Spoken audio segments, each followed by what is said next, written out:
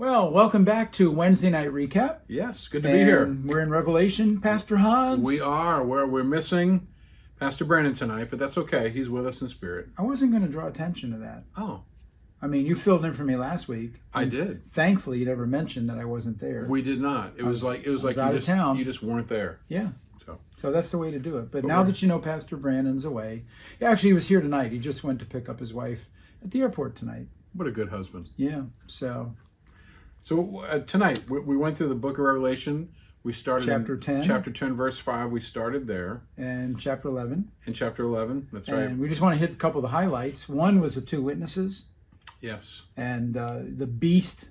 Yep. Right? Well, I don't want. I'm getting ahead of myself. Yeah. So the two witnesses are testifying about Jesus. Mm-hmm.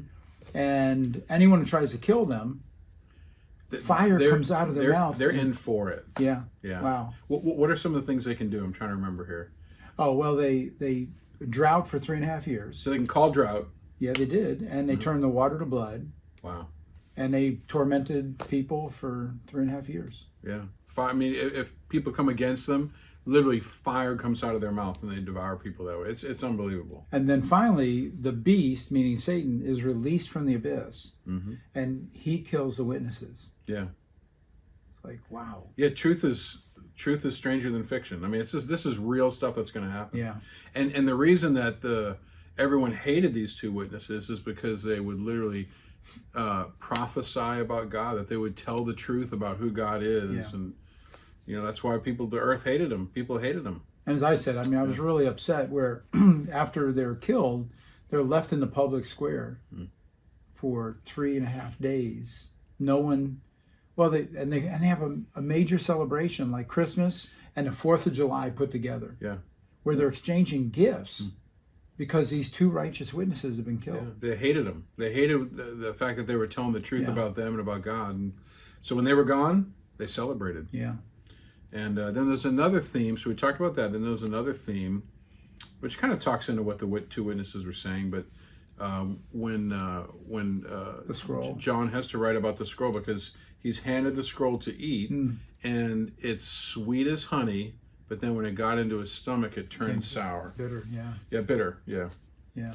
And you kind of talked about that a little bit as far as why, how does that, how is that, how is it sweet and then sour in your stomach? Well, the best analogy we can come up with is that it is the Word of God. Yeah. And the Word of God, if you're open to its conviction and you're humble, the Word of God is very sweet. It does wonderful work inside of you. But if you resist it, then it becomes bitter. Yeah.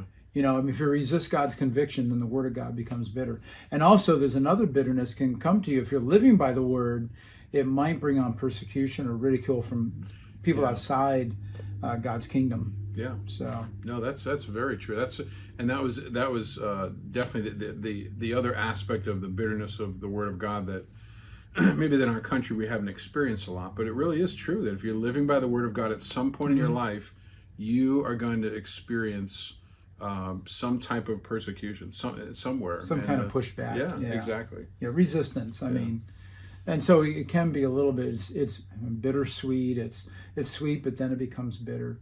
And a couple other points that I made tonight was how so much of what's in the Book of Revelation we can actually find in the Old Testament prophets. Yeah. In Ezekiel, in Isaiah, Daniel. You're in Zechariah. Zechariah with Zerubbabel.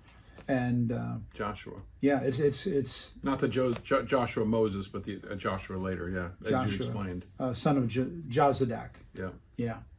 So the Old Testament really reinforces what you read in the Book of Revelation. Yeah. So really neat. Anyway, so that's tonight's recap.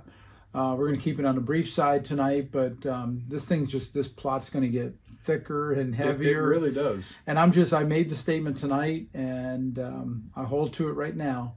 I am pre-tribulation rapture in my theology. Gonna miss it all. Thank God. Yeah, the church, we are raptured out of here before the wrath of God is poured out.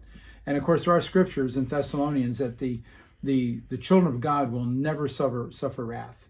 And so the book of Revelation talks about the great tribulation, but it's really not tribulation from evil men. Yeah. It's really the wrath of God. Yeah. And so we get to avoid that as God's kids.